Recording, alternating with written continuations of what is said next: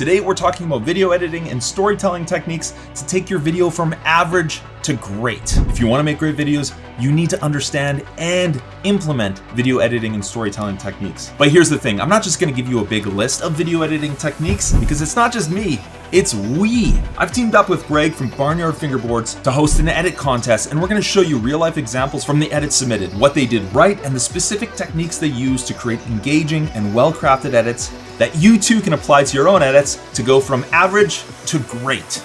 Okay, these are the rules. It needs to be under a minute. They have to use the footage from the class, and I don't get to choose a winner. Greg, you get to choose a winner.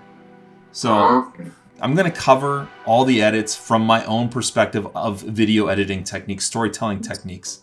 It doesn't mean that they don't have potential. They could all improve in some way, and I've given specific feedback. But in this video, we're gonna cover all the things that they did right. Here we go. First edit.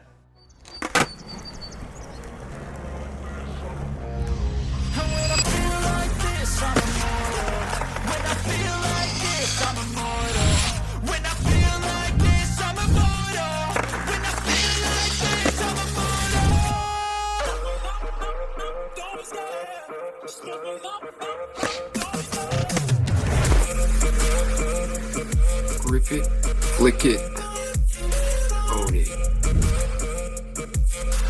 Sweet. Lots of fun action in that one.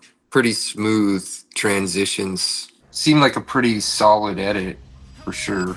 The only one thing that I wished to see was one of the 360 flips was done on one obstacle but then landed on the other side of the park. So that was like probably the only thing that I seen that was like unbelievable, I guess, in a sense. It was actually one of my favorite parts of the edit. He uses a match cut. It's really smooth because the action of the board, the way it flicks and the way it moves, it continues in this shot.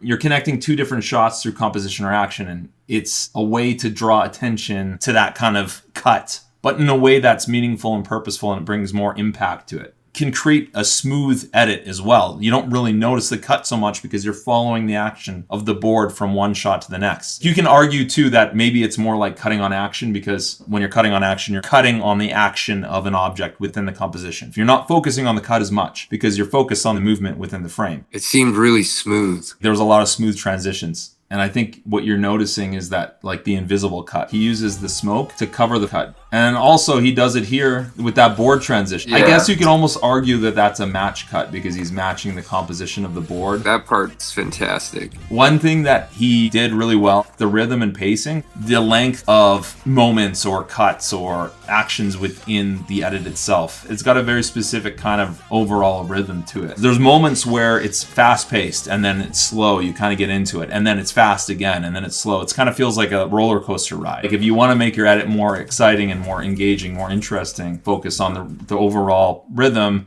through the pacing of each shot or each moment, each action. And I think he did a really good job to keep it exciting and interesting. He did a good job with making the tricks start and flow nicely from one to the other, like the transitions. Hey boys, we gaming or what? What are you doing? You want a game? Let's do this. Okay, we'll game in a bit. Hold on, okay? I'm gonna kick you. How do I kick me? You don't even know. You don't even know how to read. Remove from call. Here we go. You don't even know how to read. Remove. You don't even know. Okay, let's go on to the next edit. Starts off with good sounds.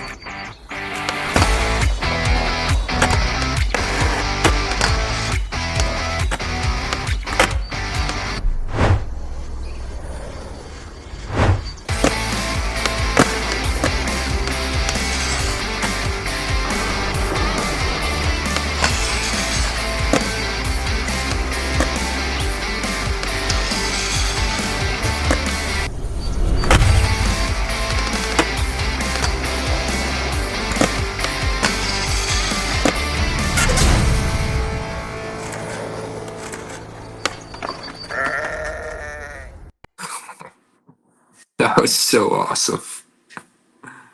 That was so awesome. It was definitely fun, bouncy kind of edit. Good with the music too. The music was like really exciting. Nothing stood out as far as like transitions in this one. It seemed much more simplistic, but very suiting to the song. The audio is done very well. The match sequencing when you land on the grind and then the firecracker down the stairs, keeping those sounds prevalent above the soundtrack was done very well. That was a big hit for me. Okay. It checked a lot of boxes. And this is what's so interesting. When you're creating an edit for a client, you have to figure out what they want and just deliver what they want. Even if you create an amazing edit, they might just hate it because it's not their style. We might not understand it. Yeah, maybe. Because like sometimes we're more archaic than anticipated. Like I do tend to enjoy more of like a style of edit where it's just in your face, trick. No love is given to the art of filmmaking in those scenarios. It's just information overload. It's really subjective. So it's going to be a tough choice, that's for sure. Coming from a video editing techniques perspective or even a storytelling techniques perspective, one of my favorite parts about Tony's edit is that he did what's called bookending. The first shot was the cow noises, right? Yeah. And then you see Henry reacting to the cow at the top. He uses 3 different shots that are completely not connected and connected them and created a story out of it.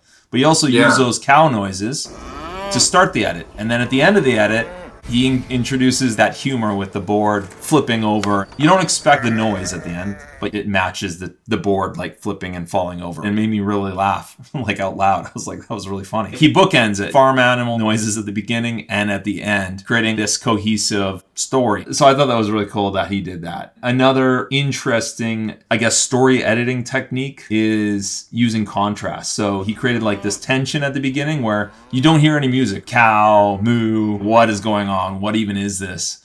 And then he bombs out with this huge trick off the big stair set. It creates that contrast because suddenly to music, huge trick, yada yada. So you're like thrown into this edit really fast. Takes you by surprise almost. So I think that's a great technique to use when you're creating edits, is to create contrast. And that also can contribute to like rhythm and pacing in an edit in a way too, where you're creating moments of speed or slow. Those are contrasting themes. You can think about contrast in many different ways. It was exceptionally entertaining, that's for sure. I feel like Tony must skateboard or like skateboarding in some sense. That one had a really core skateboard feel to it.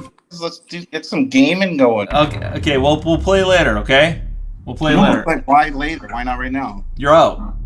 But I like Troy. Okay, let's move on to the last one.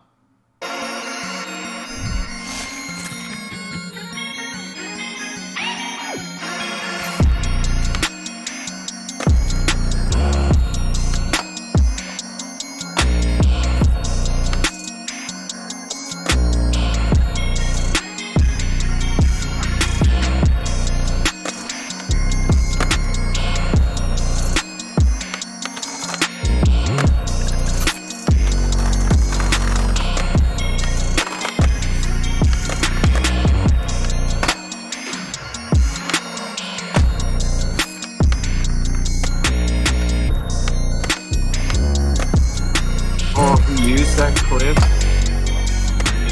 Wow. I love that clip.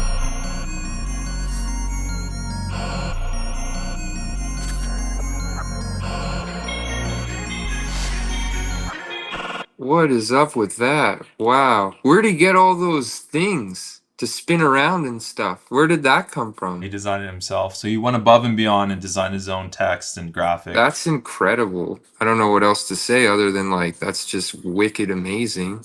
The way it was edited to the music, again, every landing was so on beat and on point. Like everything was like really well put together from a fingerboard perspective too. Like the trick selections that he picked for the edit were like ones that I really would have hoped to have in the edit. So that overhead shot of the front blunt backside flip, like I really liked that clip and I thought it looked really good in the edit. The edit was more of like a hip hop style edit, not rock and roll. But for a hip hop edit, I thought it was like very well to the beat. Even landing onto the tricks was to the beat, onto the rails, and then the landing off the rail was still on beat, which I don't know if he time stretched or the level of detail on this one was the highest. The art, the added animations, extra professional. Yeah, one interesting thing he did, and you'll probably notice right away, is that he actually edited in a 60p timeline. He chose to not use any 24 frame per second footage, which I thought was a really interesting choice. And I'm not used to seeing that kind of smooth motion, but for this, I think it makes sense. And then for the 120 frame per second shots, he was able to speed ramp things. He did time stretch some of the shots to fit in with the overall rhythm, so it all matched the music. And you don't have to do that for it to be good, because sometimes you can edit not to the beat and it feels right. But one thing I thought was really cool about what he did, this is more of a filmmaking technique where you're creating depth in the frame. So like, if you could see my shot here, you know, I'm in the foreground and then the background is in the background. So there's 2 layers of depth here, except the shallow depth of field creates the blurry background. So it creates more of an illusion of depth. But what he did was he darkened the background, created texture in the background, and then he also created these digital artifacts in the foreground. So he's creating this foreground, midground, and background with this shot to create more depth, and it just makes it really interesting to look at. Another thing he does is he leans into the tone, dark, moody tone with the hip hop, and then also he stuck to just all blue digital artifacts as part of the transitions. Great choice to keep it consistent. The overall color grade was blue hues, so it was cooler. Maybe it's not the perfect choice for Barnyard boards, but the fact that he leaned in and made a strong choice and stuck to that choice, it's better than if you create a star wipe here and then you have a warm shot and then a cold shot. Music that transitions from hip hop to pop. Like if you mix all the genres together and all these ideas together, you're gonna get mush. But what he did was very specific and focused, and he got something that was really easy to watch and interpret because of that, I think. A lot of the cutaway shots, people would use them as filler. Like, oh, I want to fill the edit with this B-roll shot. He is creating some almost foreshadowing. There's more purpose to the B-roll shots themselves. Here might be a good example. He cut to the board falling down and then this board slide. Like this board slide shot, you can't really use it because you can't see the beginning or the end of the shot. It's meant to be filler, right? But he used the same rail as a way to create that tension for the next trick. You get this trick as part of the release of that, like you're anticipating what's coming next. But he's doing it in a way that's purposeful and he's creating that tension towards that trick. The tricks got progressively harder. The edits started out like light and then got heavier as the tricks got better and better. The tension throughout the whole edit, you wanted to see more instead of like being like, oh, I'm just tired of this. Like one trick, if you put one really good trick in the beginning, there's like nothing good after that. It's very hard to stay focused. It had a beginning, middle, and an end, and it got more exciting as it got going. I really enjoyed that edit. I definitely got something out of all 3 edits though. That's the tough part. The second and the third edit are the closest to stuff that I would be excited about getting back as a client, I guess. For me, it's kind of like tied between the last 2 videos we've seen. I thought his was the best. It was exciting. It had really good flow. His edit was fantastic. And then after I started thinking more about Hunk's edit, I'm like, actually, I think Hunk's edit might just edge it out just a little bit. Personally, Dykink and Hunk, they kept flipping, but I think they all do a really great job. And your ranking would be? Yeah, Hunk would be number 1. Tony's video, I think, takes number 2 in my list. It was upbeat, it was quicker, it was fun. That's like the only real reason. There's no technical, like the technical abilities of the first edit was phenomenal. I really like Topanja's edit because it's outside the box. As a filmmaker, you have to understand sometimes you're just working with Walmarts, not Rembrandts. We're dumb. We don't know everything technical. That's why we get the professionals to help us. I hope if they do watch to get pointers on their editing capabilities, they don't listen to my opinion. Only just understand that sometimes the client is different.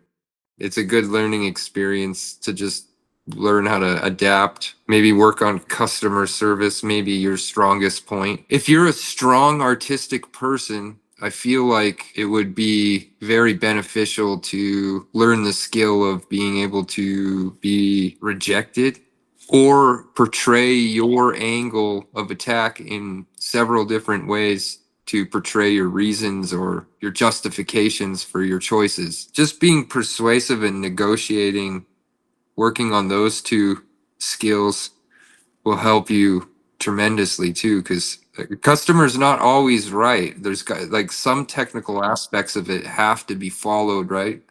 I think those are good choices, and we have differing opinions in some ways, but I think that's great too, because then at least the editors, Hunk, Tony, and Dipanjan, understand sometimes it just comes down to personal preference or the client, what they like. We have different opinions, but that doesn't mean either one of us are necessarily wrong or right. It's just what works for the client, what works for the brand. I appreciate everyone who entered. They made great edits, and everyone's a winner. Yeah, that's fantastic. I love that, and I can't wait to send you guys some neat products. And if you don't fingerboard, don't be shy to start, because it's really fun. Great video editing and storytelling techniques works even better when you know how to edit fast, so watch this video next to learn how, along with one stupidly simple shortcut that could change your video editing forever. Okay, now it's time to game, guys, huh? All right, let's do this. Hey, I'll see you next time. There's not enough frames. There's not enough frames.